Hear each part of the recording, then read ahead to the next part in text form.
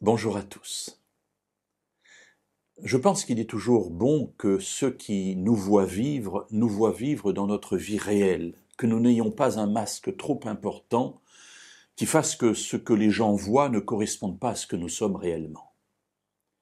Pour autant, il faut aussi être prudent, parce qu'à trop se dévoiler ouvre trop de portes pour des personnes qui, parfois étant mal intentionnées, nous feront du mal, j'allais dire inutilement.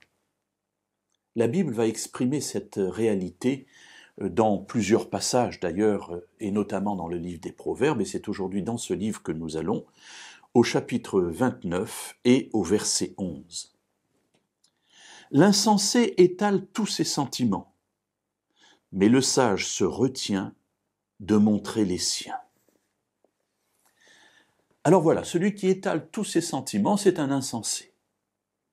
Est-ce que cela veut dire pour autant que nous n'avons jamais à présenter nos sentiments à ceux qui nous entourent? Non, mes amis, ce serait terrible. En revanche, il faut être prudent et savoir à qui nous nous ouvrons et qu'est-ce que nous ouvrons à celui avec qui nous parlons. Et je crois que l'Église, c'est-à-dire la communauté des croyants, devrait être le lieu idéal où je puis ouvrir mes sentiments. Malheureusement, ça n'est pas toujours le cas.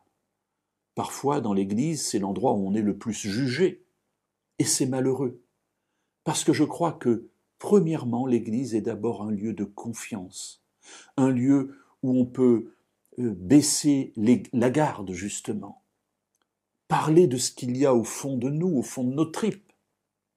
Mais cela n'est possible que si la confiance règne.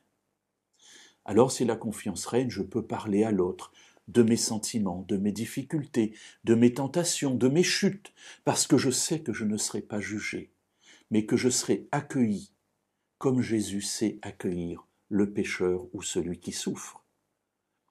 Dans toute autre situation, trop s'ouvrir, c'est être insensé.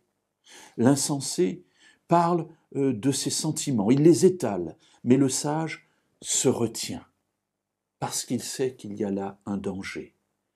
Et celui vers qui il peut tout ouvrir, eh bien c'est Dieu, parce que lui a une oreille qui écoute, qui comprend, qui console, qui répare.